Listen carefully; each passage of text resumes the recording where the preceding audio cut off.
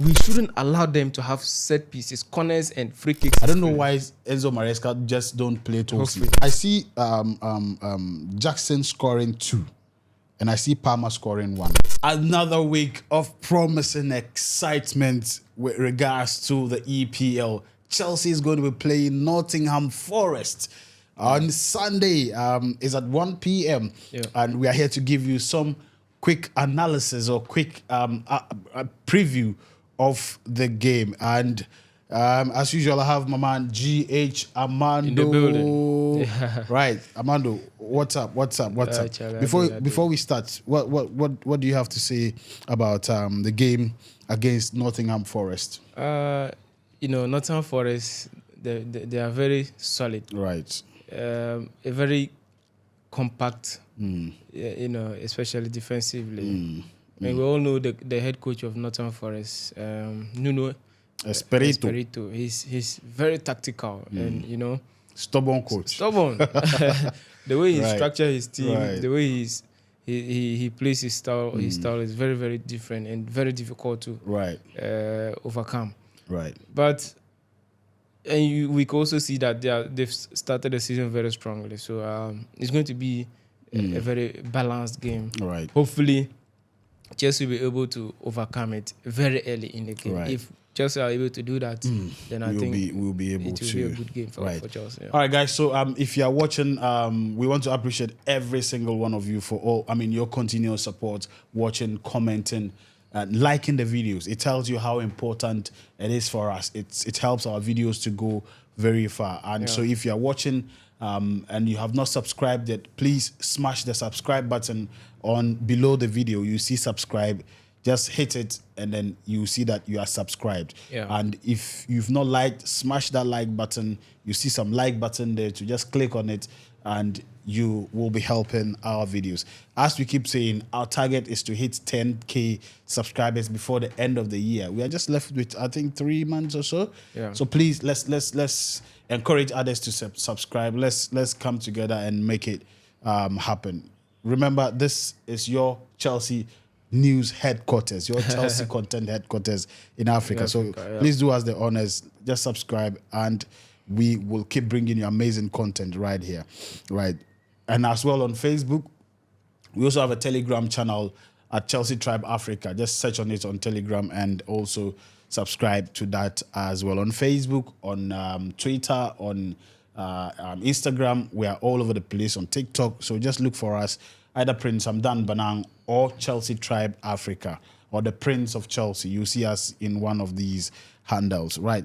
Okay, so right, you've clearly stated what Nottingham Forest have been up to. Yeah. But then I'll just take you through their statistics for since the league started. Right. They've had I think 6 games.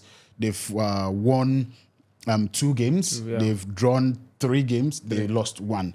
And I think that is not bad at all. Yeah. Though Chelsea has a slightly higher numbers when it comes to statistics, but I feel that they lost 1 game, which we also lost 1 game. Yeah. We drew only 1. Yeah. And they drew 3 games. 3 games, yeah. We won, I think, 4. Yeah, 4. 4. We won 4, and they won only 2. So I think our win rate is higher, double their win rate. And for me, I think that it means that Chelsea has a slight edge over Nottingham Forest when it comes to overall rates and the numbers. Yeah. So I feel that it is going to work in Chelsea's favor with regards to us winning this particular game. Yeah. Nottingham Forest, not a bad side at all. If as you said, if we do our homework well, we are able to kill the game in the first half. It is going to be a plus to us being able to win the game after 90 minutes. And also, my take would have to be with regards to the energy, the mindset of the players. Yeah. We don't want that, I want it all kind of mentality. Selflessness. That is what have been winning us this game. Yeah. If you look at the game against our last game against I think Brighton, it was selflessness that made Jackson and Palmer be able to combine very well to give us some fantastic results. And that should be what all our attackers should be doing. Don't want to score by all means. If there is somebody who is in a better position, and that is what made me respect Jackson on that game. You see the goal, the chance, the assist he gave. He could have shot. He could have tried to score that goal, but he saw Jackson. Palmer was in a better position. He just gave it to him, and simple. You see, so football for me, I always see it to be very simple. But when you complicate it, then it becomes difficult. It's just simple. Progression, pass. Who is better? Who is in a better position? Pass, and we are going. But when one person wants to, overdo things, overshow your skills, it is not going to help. The team. And overall, we've been very impressed with what the boys have been doing, both in the domestic league and in Europe as well. It tells you that we are back. We are really doing what all the fan base expects the team to do. For me, I'm the kind of person, I don't really try to overhype, but I always feel that when they are doing the work, they deserve the praises. When like when they are not doing it, we come here and then we say our mind. I think it's the same way we have to keep, talking about these players. In our last game, one of the players that I think Enzo Maresca talked highly about was I've forgotten his name. I think he spoke highly about Renato Vega. He spoke about Renato Vega. You mean in the Europa Conference League? Right. After our game against right. And of course, he also spoke about Drewsby Hall. Drewsby Hall as well. And also Pedro Neto. Neto as well. You see, Renato Vega is a player that I've always loved. His passion, his energy is always up there. And in that game, or after the game, Enzo Maresca specifically highlighted some of his work he's been doing. All the games he's played under Enzo Maresca or in this team, he had played in different positions. Right. The first game he played in the central midfield. The second game he played at left back. And then previous game he played a couple of games at the right back too. Substituting. Substituting. What's the name for Fana? So he's very versatile and he anywhere he's able to do very well. So I think it's a plus, and I think we have a solid player in him. And what a bargain! 40 million is absolutely a steal for me. Right. Let's look at that game against Ghent. What were your highlights on that particular game before we finish up with the EPL? You see, I've seen one of the comments, and so many comments were like they couldn't see Nkunku. Right. I also mentioned that in my video. Yes. We forgot to actually look at what really happened, how the Genk team actually structured. And I said it even in the preview that the way they set up their team is going to be difficult for us to play through the middle.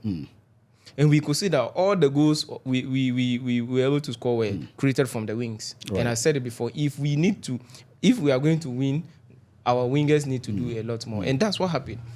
We couldn't penetrate through the midfield because how they structured their team, how they set up their team. You can't penetrate. So Nkunku was tight, like they were tight on him, two defenders on him all the time.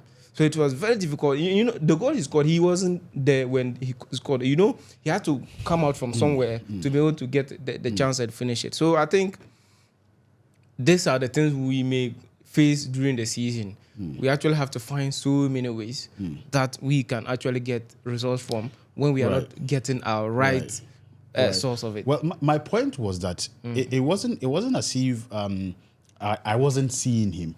but the Nkunku I know yes, always want to play. Yeah. But you didn't see him coming out to take the balls. Yes. Because when you find yourself in a place that you are really, really, really tight, yeah. you need to move out. Yeah. So that was what I was and I know he's the type of person who don't stay at one place. Yeah, but I didn't see a lot of that. Right. That was what I was referring to. That's true. Even in preseason, that was one of the things I really, really commended him for. You could see him from the forward line coming back to defense. Yeah. To take balls, distribute, and go back. That feeling was what I didn't get from Nkunku on that day. But I mean, as you keep saying, there are different dynamics to every game. There are some games that he'll be able to do certain things. Some games he won't be able to do. But I don't really. It could have been in the instruction from the coach that don't do this, don't move do that. Right. So I don't fault him at all. But then I just felt that I wanted to see a lot more of him, especially so that I'm making a case that he should start over Jackson. I wanted to see him really, really impressive. Yeah. But I mean, Nkunku is a fantastic player, no doubt about that. And I mean, I feel that any day he will always be available to support when he's needed in the first team anytime. No doubt. I mean, any day. No doubt. And let's look at defense. There is still a lot of complaint about our defense. And in our game, in a Conference League game, we saw what happened. Even in our first team in Premier League, we've been seeing it.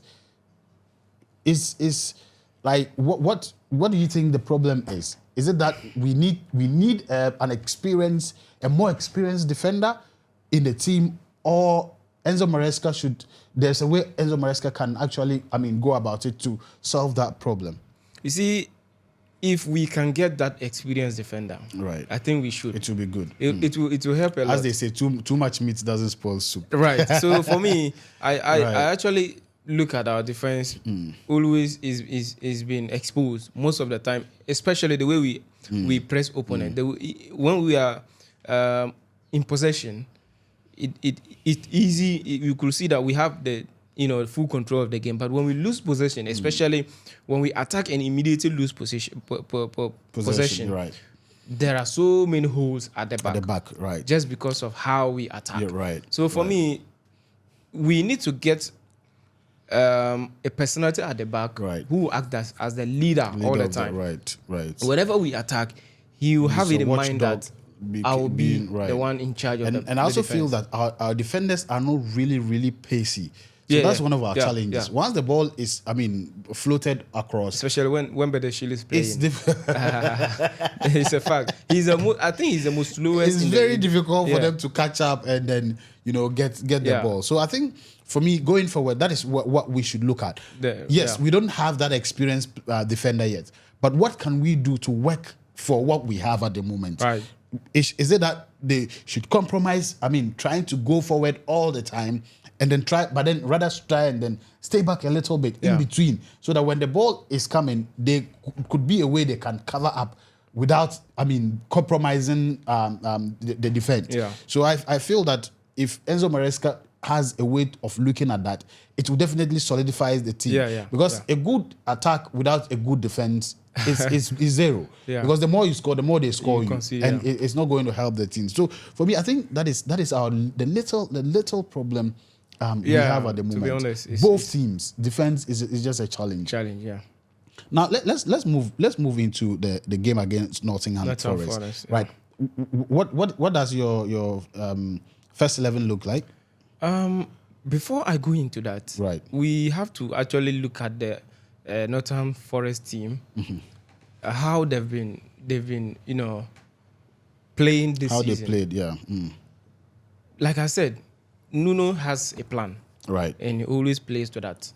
First of all, he's somebody who likes the middle block type.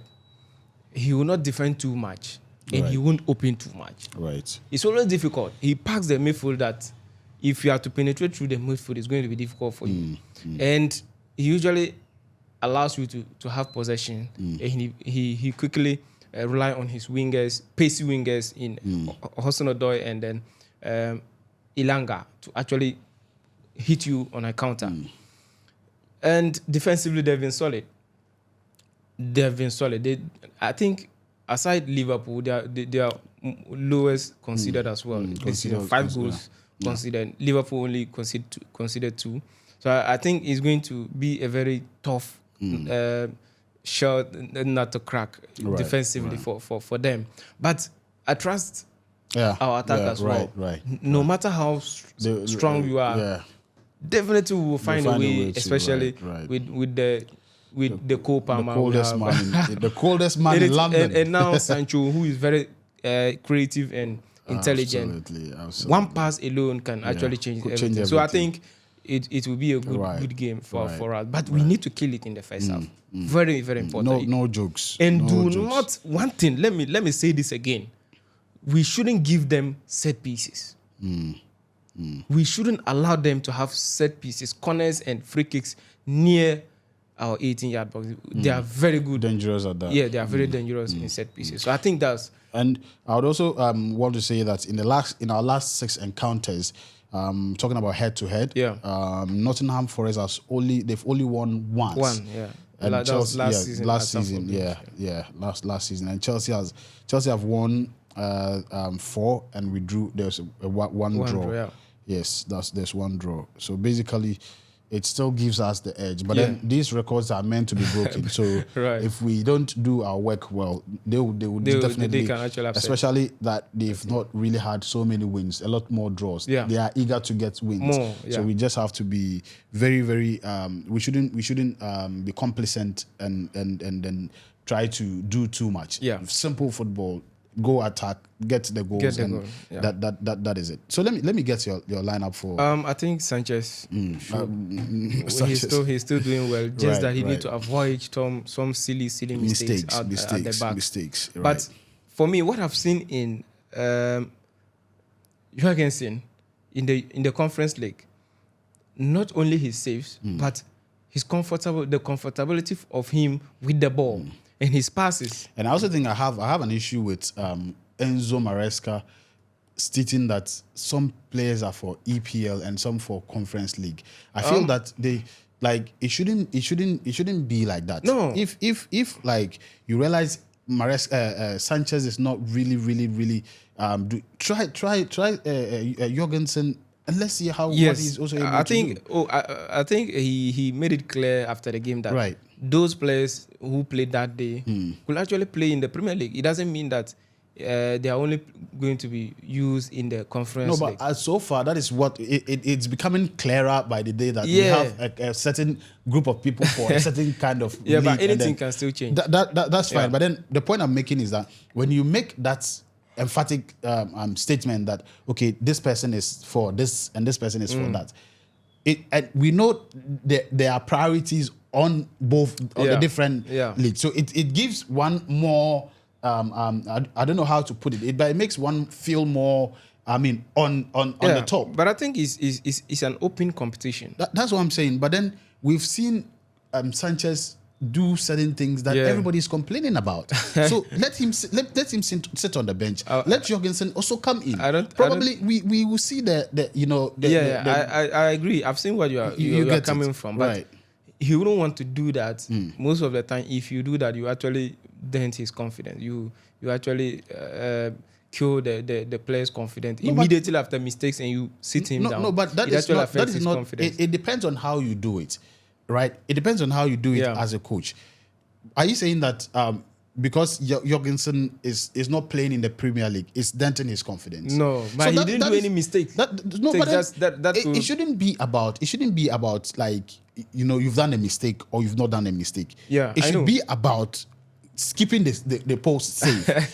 You get it, and I think it could be a two-way street. It could also actually make the player perform better. It could tell you that next time you have to do better. Exactly.